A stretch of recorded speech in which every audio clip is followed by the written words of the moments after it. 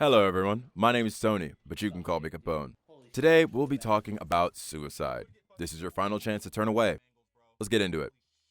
When I was in high school, I remember I was on the debate team one semester, and one topic that we had was about the school to prison pipeline in poorer black and brown communities. And one of the strongest arguments for the affirming side was the self-fulfilling prophecy. And in this particular argument, it meant that if you treated the poorer black and brown kids like they would go to prison and kept telling them that they would go to prison, then they would do just that. They'd go to prison. The children would live their lives in a way that would lead them to going to prison, simply because they were told that this is what would happen.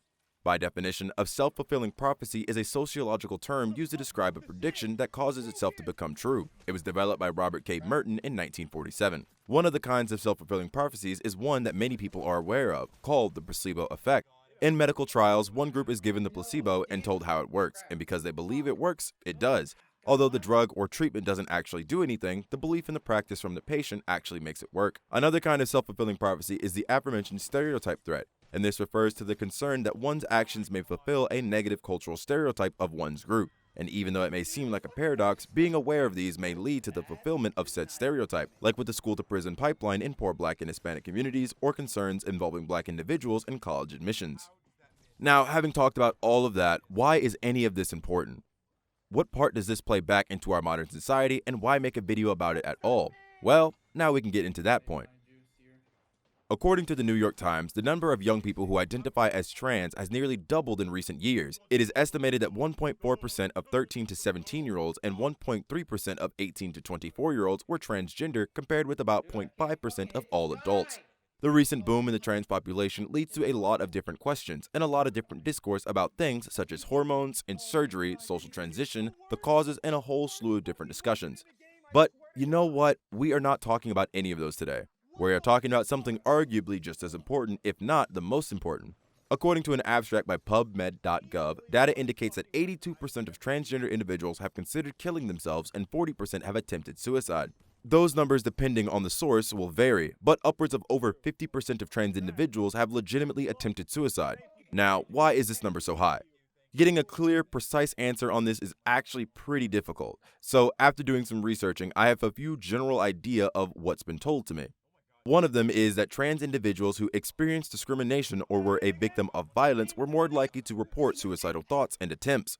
Trans individuals who experienced family rejection were also more likely to report attempting suicide. Access to gender-affirming medical care is associated with a lower prevalence of suicidal thoughts and attempts, meaning that areas with less access to gender-affirming care will have higher rates of suicidal thoughts and attempts. But here is why I just can't agree with those aforementioned reasons for the trans suicide rate being so high. No, why? Why are you staring at your boyfriend's back? How do you win the game that way? During the Great Depression, arguably one of the hardest times for America as a whole, and Americans had a suicide rate of 21.3 per 100,000, according to an abstract also by PubMed.gov, which is a rate of 0.0213%, or even one of the worst atrocities against humanity ever, the Holocaust. According to another abstract by PubMed.gov, during the Holocaust, the suicide rates are 25,000 per 100,000, or even higher during this atrocious time in our human history. And this is at a rate of 25%. And I don't want to come off as insensitive. I don't want to compare the struggles, traumas, and pain of one person or group of people to anyone else's struggles. Everyone is different, and we all respond to things differently. But in the exact same breath, not literally of course, I will say there has to be a line drawn somewhere, and this is where I'm doing it. The Great Depression was a time where the American people were truly connected in the fact that we were all dirt poor, struggling, and had no money and no market. Banks closed, people starved, the infamous Dust Bowl, the list goes on. And the suicide rate was a measly 0.0213%, more than 1,500 times lower than the current trans suicide rate. The Holocaust was one of the worst atrocities attached to one of the most toxic and cancerous ideologies in the last 100 years. People were stripped of their cultures, national identities, homes, religion, and even their humanity. The Jews, amongst many other targeted groups, were treated as less than humans, put in camps, tortured, starved, beat, experimented on, and killed. Not a singular day should go by where we forget the atrocities that happened to the Jews, amongst others, committed by Hitler and the Nazi Party. With that being said, knowing that the Holocaust was one of the worst atrocities imaginable, the suicide rate was 25%, an unimaginably and nearly impossibly high number. As stated earlier, it could possibly be even higher, an abysmal, horrendous, and unforgivably high number, but still only at half a rate as high as trans individuals in the modern world.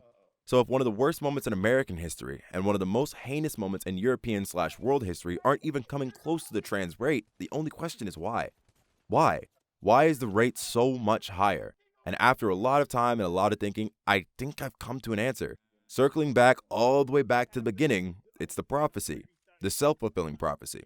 Obviously, with any other group, with any other time in history, there will always be mentally unwell people. These mentally unwell people are the ones who would do unfortunate things such as committing suicide.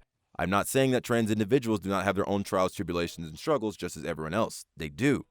But what I am saying is that there is possibly a correlation between trans suicide rate being higher than cis suicide rates, but not much higher, not a crazy amount higher, but I believe what happened next was that the media took this and ran with it. And people did what they always do. They believed the media. They believe that trans people are more likely to commit suicide, so they followed suit. And because we continue to tell them that they are more likely to commit suicide, they believe it. They live it and continue to have increasing attempts and successes. And with all of this being said, it raises one simple question. Well, a lot of questions, but one in particular. If the self-fulfilling prophecy part is true, and this is directly causing more suicidal attempts, why are we teaching this ideology to children? Do we not care about the health, safety, and lives of our children? Why are we pushing this onto kids and then also pushing onto them that they are more likely to kill themselves?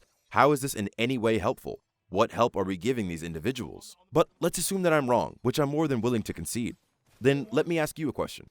In your own humble opinions, why do you think the suicide rate is astronomically higher? Do you think it's because we aren't affirming them? Do you think it's a self-fulfilling argument that I've made? Do you think that there are underlying mental health issues? Do you think it's performative? Some of all of the above, or none of these at all? Let me know what you think in the comments. Thank you, and have a great day.